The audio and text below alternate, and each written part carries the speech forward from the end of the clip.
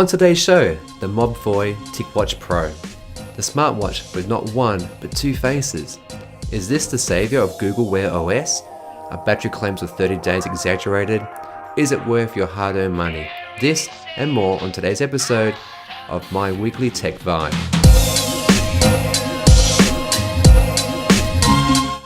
Before we get into the design and my review, let's do a quick unboxing. And I really mean the shortest unboxing ever.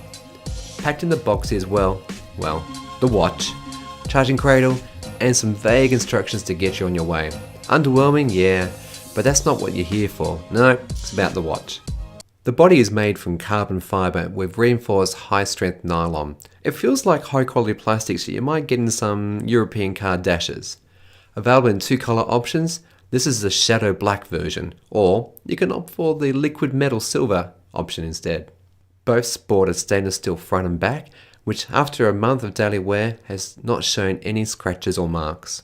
The genuine Italian leather looks almost a business on the outward side of the watch band, with a surprising skin-friendly silicone layer on the inner side. Comfortable, breathable and sweat resistant. My only wish is for this easily swappable 22mm band to be a bit bigger and to match this massive 1.39-inch AMOLED screen.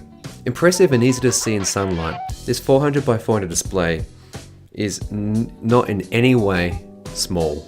With a case measurement of 45mm and a height of 14.6mm, it screams, "Look at me!" I do wonder why they included the superfluous numbers around the outside of the watch. I mean, with those two chunky buttons helping you orientate the watch as well as the thousands of watch faces on Google's platform, it really cheapens the look of it. And hey guys, if you haven't already, please subscribe and enable notifications. Let's start some conversation about smartwatches. Use the hashtag SMART or hashtag dumb if you think the TicWatch Pro is your next tech. Internally, it packs a 2-year-old Qualcomm Snapdragon Wear 2100 chip. Performing most functions, it's generally pretty good with little to no lag, except when you have to unlock it. Watch this. Okay, wake up. Come on. Okay, input, pin, short. Hurry up. Big fat fingers coming. Nope. Almost. There, yeah. Wow, okay. I think this is definitely a Wear OS issue and not unique to TicWatch. So Google, if you're watching, please fix this as soon as possible. So where was I? Right, internals. With 512MB of RAM and 4GB of storage for music and apps, this watch connects via Bluetooth to your phone or Wi-Fi to be of any use. You can make voice calls using the built-in microphone and speaker, which are surprisingly not bad. Check this demo out. Say hello. Hello. How are you? Good. How are you? I'm good. Alright, can you hear me okay? Yeah. Alright, cool. So this is going through my watch right now, and how do I sound? Clear. Loud. I'm impressed. Good job, my boy. Thanks, Emma. No problem. Bye. Bye.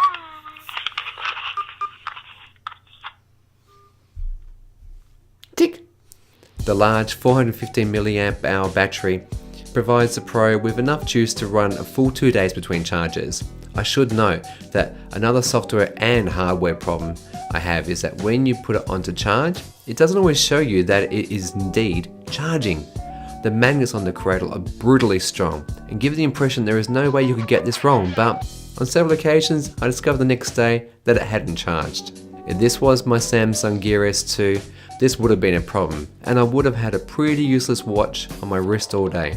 However, the combination of large battery and dual face tech, this thing will last you 2 solid days without needing to charge. Now smartwatch manufacturers, pay attention. The hidden LCD screen which sits above the AMOLED is great. Easily viewable in direct sunlight, this is what gives the TicWatch Pro a claimed 5 to 30 day battery life.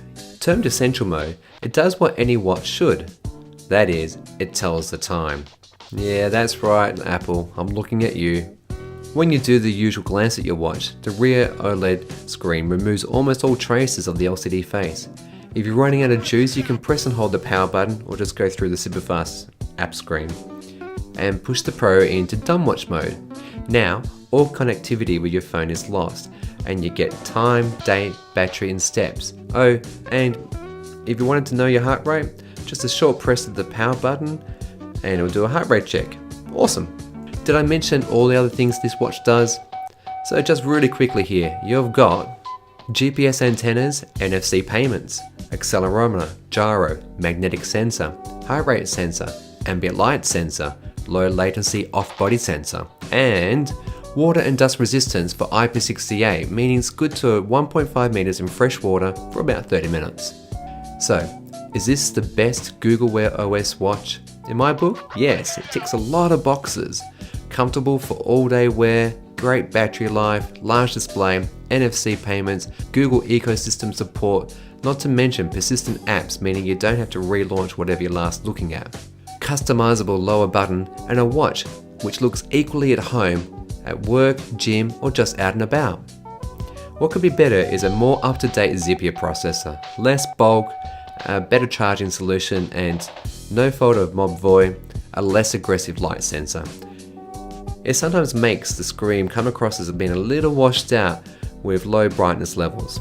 Not to say you just can't manually adjust it yourself, I think this is something they could tweak on. Added to this short list and easily missed is the bloatware with health apps, my MobVoy. I'm not saying they're bad, just that Google does a way better job and it doesn't pretend to be like another brand entirely. At US $249 or $375 Australian delivered, it's easy to look past the competitors like Samsung and Apple and go for this watch. There's a lot packed into it. The negatives are very few and far between, and it definitely deserves a place on your wrist. So if you haven't already, do me a huge favor, subscribe to the channel, comment and share this on your socials. And I look forward to seeing you real soon. Stay tech in the meantime, and take care. And folks, before you go, I'm excited to announce that I'm relaunching my channel with a 16-part series on tech and how it can improve your life and create a better world. I'll be uploading every Wednesday and Friday and cover the Australian perspective on technology in your home, automation, renewables, electric transport, and more.